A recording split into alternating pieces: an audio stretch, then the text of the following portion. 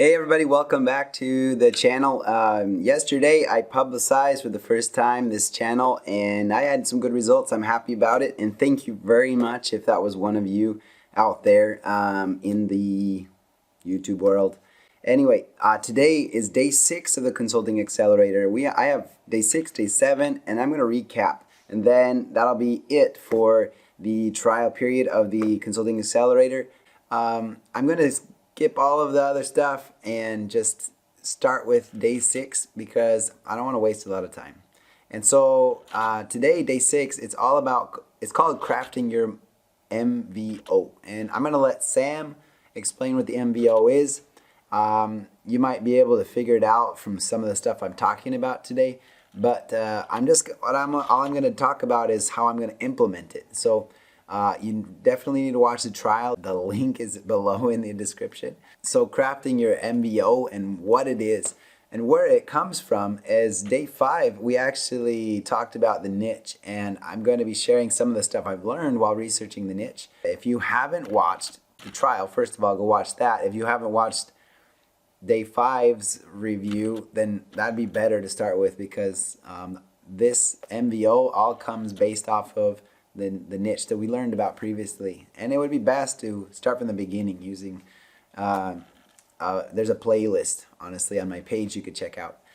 So what is an MVO? So we're going to actually apply the MVO, and that's how we're going to learn what it is. I'm pulling out my book here because I always follow my own instructions. No, but in reality, I love it. The bells always ring when I'm recording. The very most important thing that I learned today is just implement it and start doing something, but don't consider yourself as that you're blocked into doing whatever you've chosen, right? Now, be consistent, be correct, but your life is dynamic, not fixed. So I'm going to be sharing some examples from my niche first, okay?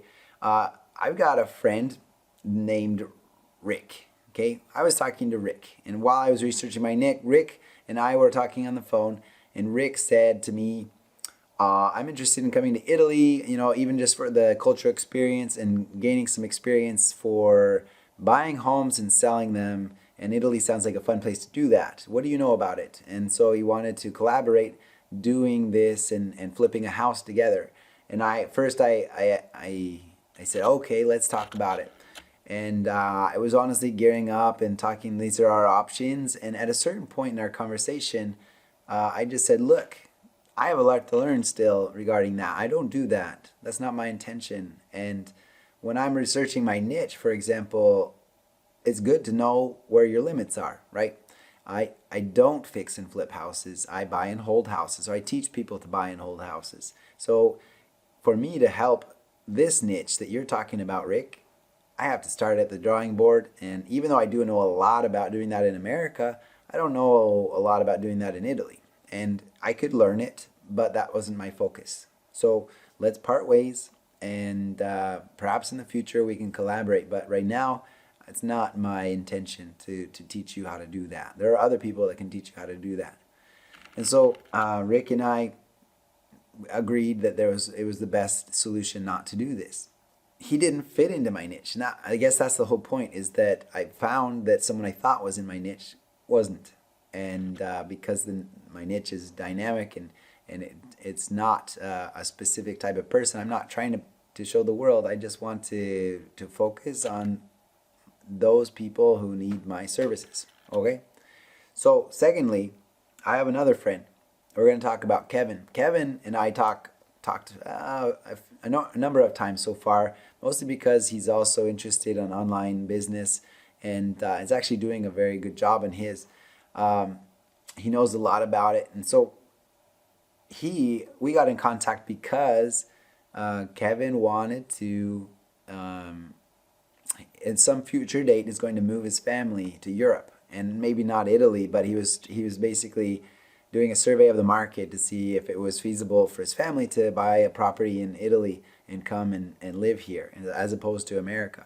So I said, okay, this is my niche, or at least one of the options of what my niche could be. Because right now I'm kind of torn between people that coming to live here and people who just coming on vacation here. Okay, so that's where I sit right now.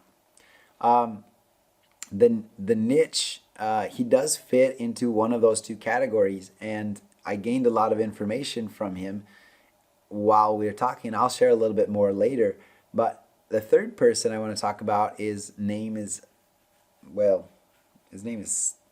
Scott. And Scott and I had a very brief conversation. And the reason I'm going to share this is he also fits into the other side of that niche market, is that I believe he intends to live in America and have a vacation property here, right? But through our brief conversation, he asked me, what do you do? I said, I help Americans. And this was right after watching like this day 6 video some weeks ago. And I said to him, I help Americans buy property in Italy so that they can, reach this desired result. And I don't remember what I said. Probably didn't say so much about the desired result, but I definitely enjoyed this conversation because I learned a lot. Some people would actually call it a failure because of what happened. So Scott actually got interested in what I was saying, and he asked, well, how much does it cost, right? And so when you hear that, you often think that means they're kind of interested, right? They want to know more because it was probably already in his mind, and he wants to, now he's like casually doing his own survey, trying to understand how much it's going to cost him to have that life that he wants to live. My response is where I failed, because instead of finding out more about him, I used an example. For example, that earlier that day I talked to an Italian that was selling his property. And so the first thing that came into my mind wasn't my market or my niche. It was, hey, this guy over here is selling this property for this price, and it's in this place, and they had just passed through that place, and it all kind of connected for a reason. It wasn't just random that I said it, but at the same time, it wasn't. He is in my niche, but I wasn't talking about my niche. I was taking some other guy's property, and I was giving it like, this is an example of what you can do. No. I have an example of what I'm working in, So I wasn't trying to pitch him anyway, but the point is that I was trying to gain information about my market, and I just botched it. I totally went off on a tangent that wasn't related to what I really should be doing. And that was a big lesson learned.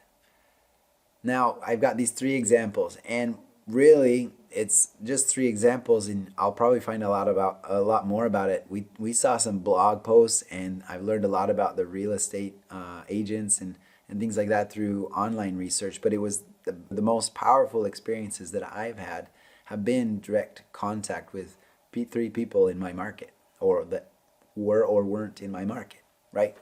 So that's how I'm defining it. And I can do the same thing with what we're going to talk about now is our offer, okay? Now that I have a niche, I need to have an offer to them. And that's what that message I shared was all about, is I help Americans do this. And that was just like generic, not very descriptive at all. But if you can do it in a sentence, it's best, right?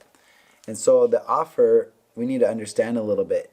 I really like that this lesson talks about being a minimalist.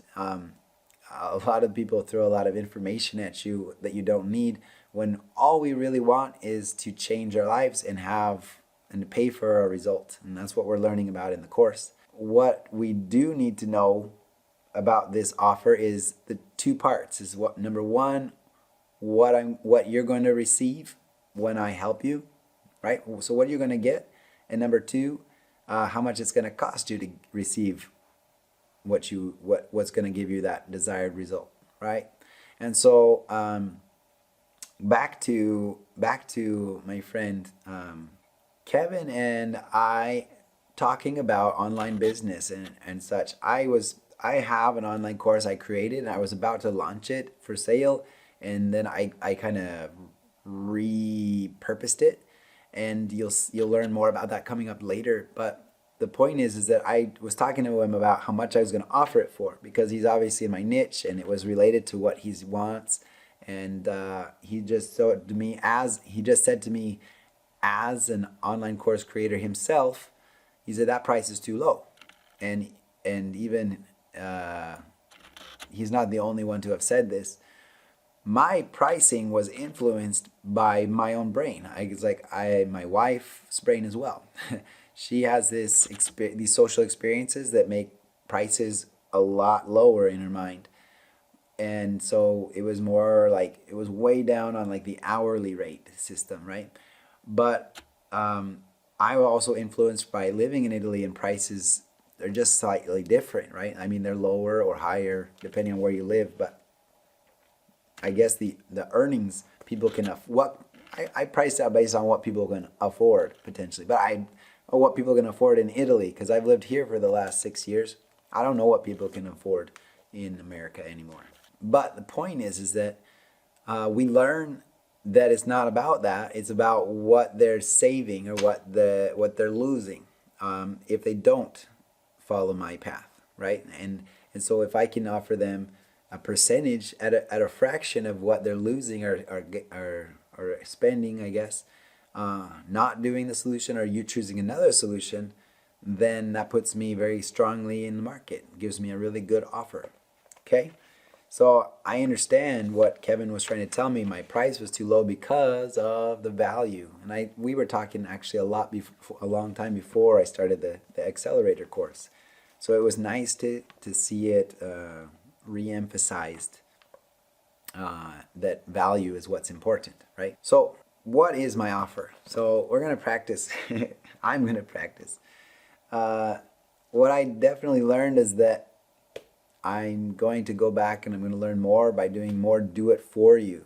So instead of my online course and saying go learn it yourself, doing it for you is going to have a lot more power in sharing my offer with people, because they're not here and I can do things for them that they can't, right? So that's what the offer is based on. I will help you, and this is not a pitch. Might feel like one here for a few minutes, but choose to look at it as you will. The offer is this: you will find your dream Italian villa on discount, while enjoying the comforts of your own home through the use of technology and myself doing the legwork.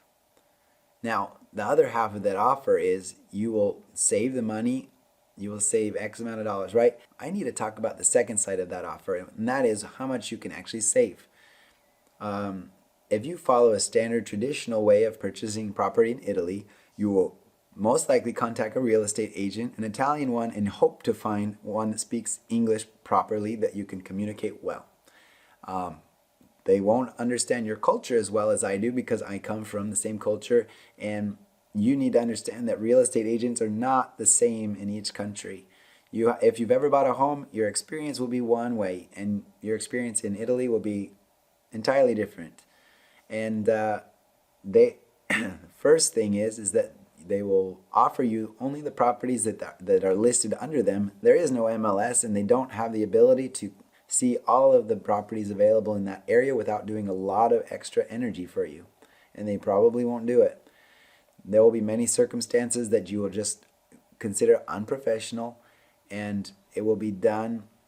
There will be extra fees that you're not expecting, right?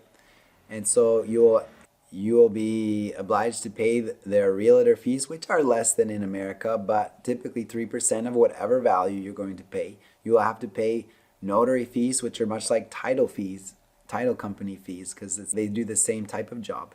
And these are things that you can actually save on by accepting my offer. Not to mention the plane tickets and the hotel stays that you will have to accumulate that will be unknown. Doing it from the comfort of your home, you will also save on money for airplane tickets that could cost between $400 to $1,200 or 1,200 euros even, for every time you have to come to Italy. Not to mention the hotel stays for the days or even weeks that you will have to stay to complete the process. You'll be losing money from your work as well as spending money in Italy. So the number is well above, if I add it all up, well above 7,000 to 10,000 euros, and depending on the value of the property, it could be even between 15,000 or 20,000 euros. And so if I offer the price of 2,000 or 3,000 euros, and I cover all of these things for you, then you're receiving a great result, and I'm receiving work. I'm receiving a benefit for the amount of effort that I'm putting in. Okay, so this is the offer, and that is the exercise for today. Now it doesn't end there. It's not fixed there. If you don't get good responses, of course that offer needs to go out the window, or better yet, you learn it from the trial what you should do. But I can say that it needs adjusting. Okay. Anyway, that's it for today. That was day 6, crafting your MBO. And please check out the trial. The description has the link. And if you have any questions or comments, go ahead. Just write them down here. Thanks again for any of you who were subscribers yesterday. And I look forward to day 7, as well as tomorrow. There'll be a video that is not related to the Consulting Accelerator. So feel free to check back tomorrow. All right? Yeah, we'll check you next time. Subscribe. Notification bell, please press the like button. We'll see you next time.